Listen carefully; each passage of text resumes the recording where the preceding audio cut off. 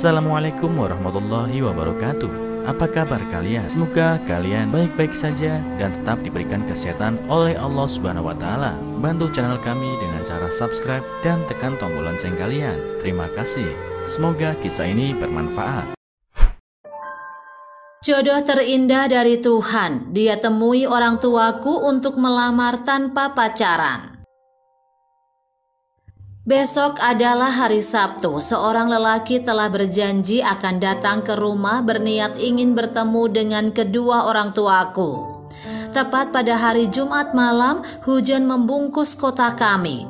Aku melihat keluar di balik jendela, langit sungguh gelap gulita. Sesekali terang benderang disinari kilatan petir dan suara bergemuruh dari guntur membuatku bergidik ngeri mendengarnya.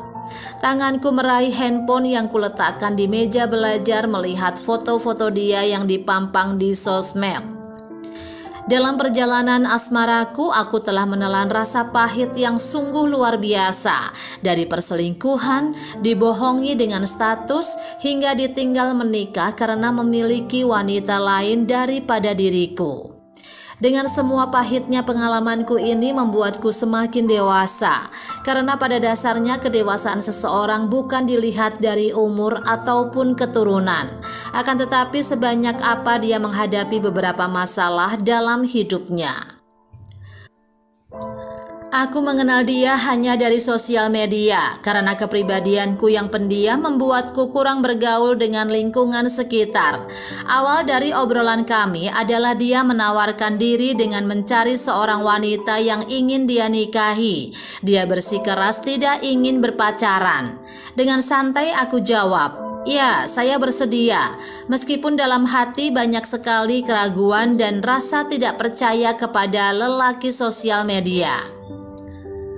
Tiba hari Sabtu pukul 8 pagi, aku segera bergegas mempercantik wajahku dengan sedikit polesan bedak dan lip balm, membuatku sedikit percaya diri tampil di depan seorang lelaki.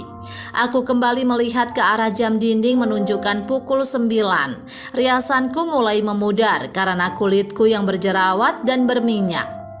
Tepat pada pukul 10:30 seseorang memencet bel rumah. Aku segera bergegas membuka pintu dan melihat dia berdiri di ujung pagar. Aku tersenyum hangat padanya. Dengan style celana kain panjang memakai kemeja panjang hijau sedikit dilipat bagian tangan hingga sepertiga tangannya kelihatan, kupersilahkan dia masuk dan duduk. Aku ke dapur mengambil segelas minum untuk dia. Kuletakkan gelas di depan meja dan melihat dia. Dia sama sekali tidak melihatku, hanya fokus memainkan handphonenya. Tak lama kemudian dia melihatku dan menanyakan kedua orang tuaku. Dia kekeh ingin segera bertemu dengan kedua orang tuaku. Aku kembali berlari ke atas memanggil kedua orang tuaku. Kami berkumpul di ruang tamu, dia di sudut seberang dan kedua orang tuaku di sofa satunya lagi. Dan aku segera pergi menjauh dari mereka. Jujur, ada sedikit ragu dengan dia. Sebelum kami bertemu, dia sudah mengirimku sebuah riwayat hidup, di mana keluarga dia sungguh sangatlah terpandang.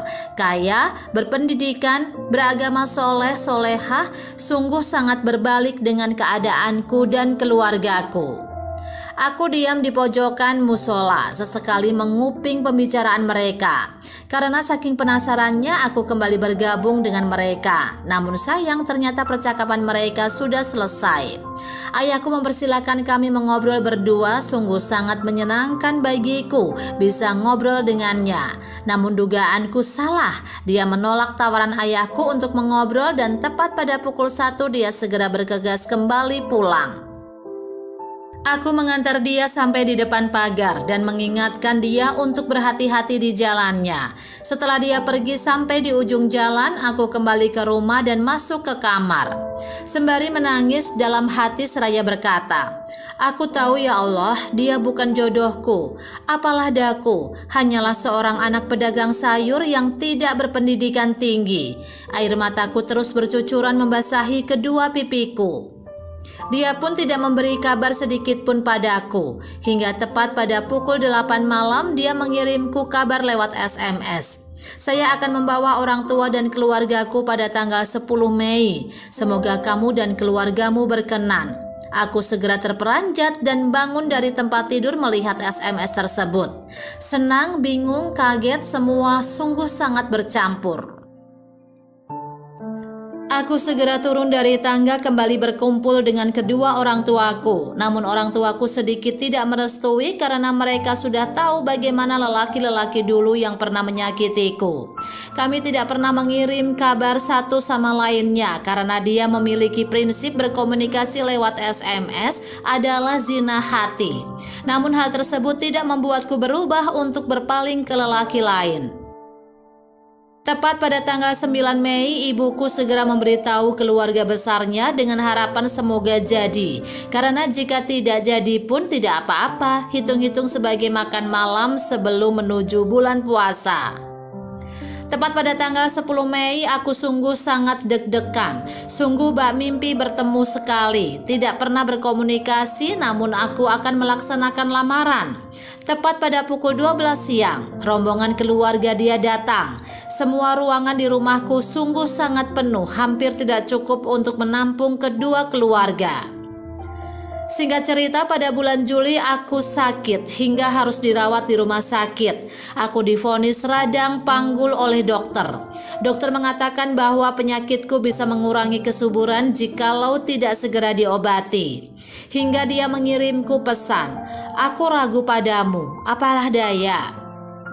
Dia sudah berkata seperti itu padaku, dan siapa yang mau menikah dengan wanita mandul seperti aku?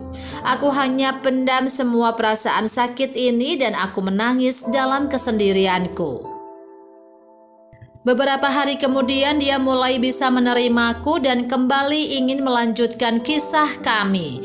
Hari demi hari kami lalui masing-masing tanpa ada kabar, tanpa ada obrolan, tanpa ada canda tawa.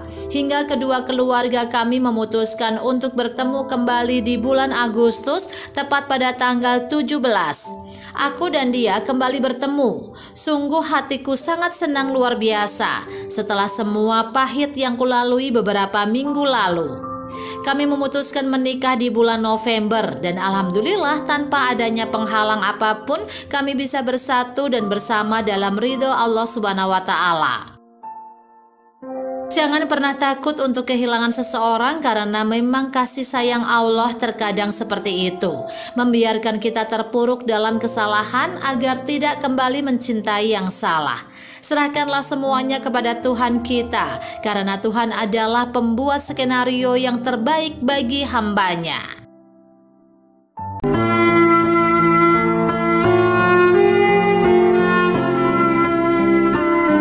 Assalamualaikum warahmatullahi wabarakatuh.